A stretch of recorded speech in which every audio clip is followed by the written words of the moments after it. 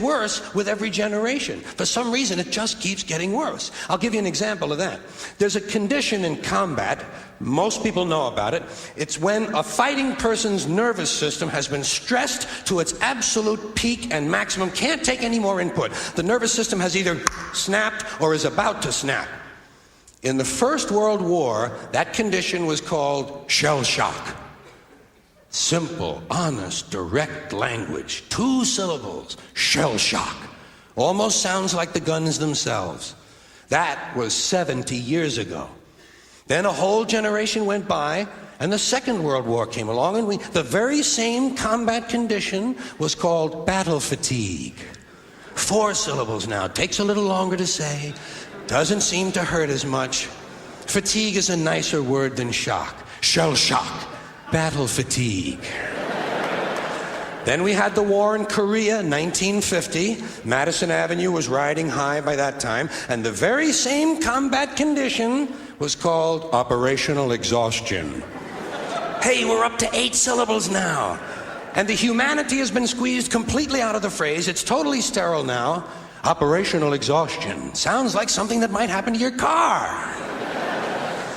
Then, of course, came the war in Vietnam, which has only been over for about 16 or 17 years. And thanks to the lies and deceit surrounding that war, I guess it's no surprise that the very same condition was called post-traumatic stress disorder.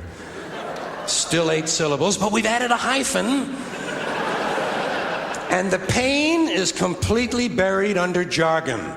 Post-traumatic stress disorder. I'll bet you if we'd have still been calling it shell shock, some of those Vietnam veterans might have gotten the attention they needed at the time. I'll bet you that. I'll bet you that.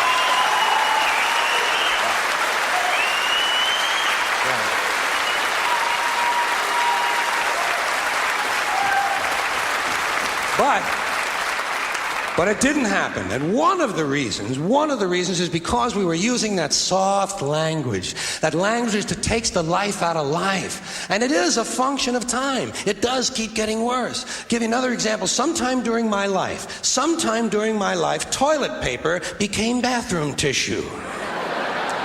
I wasn't notified of this. No one asked me if I agreed with it. It just happened. Toilet paper became bathroom tissue. Sneakers became running shoes. False teeth became dental appliances. Medicine became medication. Information became directory assistance. The dump became the landfill. Car crashes became automobile accidents. Partly cloudy became partly sunny.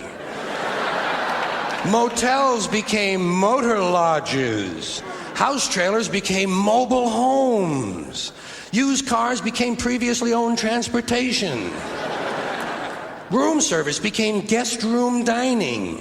And constipation became occasional irregularity. When I was a little kid, if I got sick, they wanted me to go to the hospital and see the doctor. Now they want me to go to a health maintenance organization or a wellness center to consult a healthcare delivery professional. Poor people used to live in slums. Now the economically disadvantaged occupy substandard housing in the inner cities. And they're broke. They're broke. They don't have a negative cash flow position because a lot of them were fired. You know, fired. Management wanted to curtail redundancies in the human resources area, so many people are no longer viable members of the workforce. Smug, greedy, well-fed white people have invented a language to conceal their sins. It's as simple as that. The CIA doesn't kill anybody anymore. They neutralize people. Or they depopulate the area. The government doesn't lie. It engages in disinformation. The Pentagon actually measures nuclear radiation in something they call sunshine units. Israeli murderers are called commandos. Arab commandos are called terrorists. Contra killers are called freedom fighters. Well, if crime fighters fight crime and firefighters fight fire, what do freedom fighters fight? They never mention that part of it to us, do they? Never mention that part of it.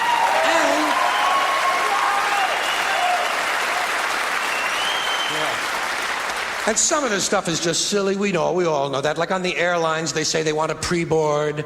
Well, what the hell is pre-board? What does that mean? To get on before you get on?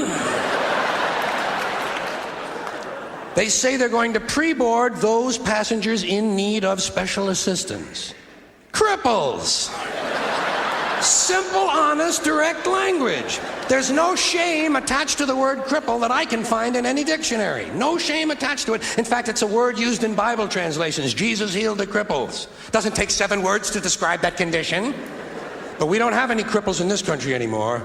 We have the physically challenged. Is that a grotesque enough evasion for you? How about differently abled? I've heard them called that, differently abled. You can't even call these people handicapped anymore. They'll say, we're not handicapped, we're handy-capable. These poor people have been bullshitted by the system into believing that if you change the name of the condition, somehow you'll change the condition. We have no more deaf people in this country, hearing impaired. No one's blind anymore, partially sighted or visually impaired. We have no more stupid people. Everybody has a learning disorder. Or he's minimally exceptional. How would you like to be told that about your child? He's minimally exceptional. Oh, thank God for that. Psychologists actually have started calling ugly people those with severe appearance deficits.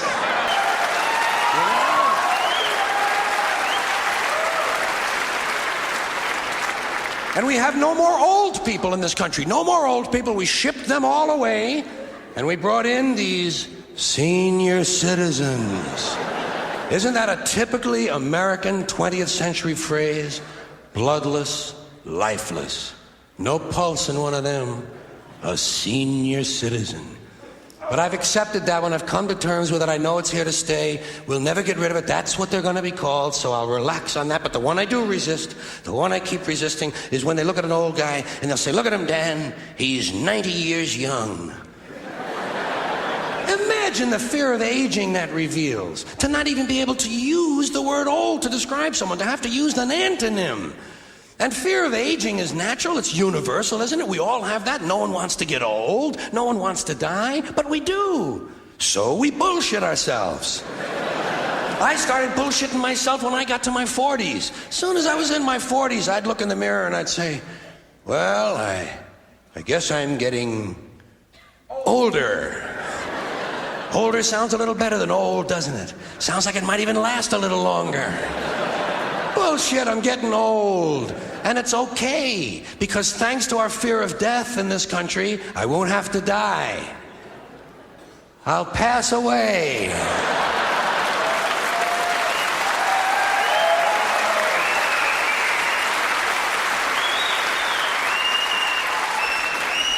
Or I'll expire like a magazine subscription.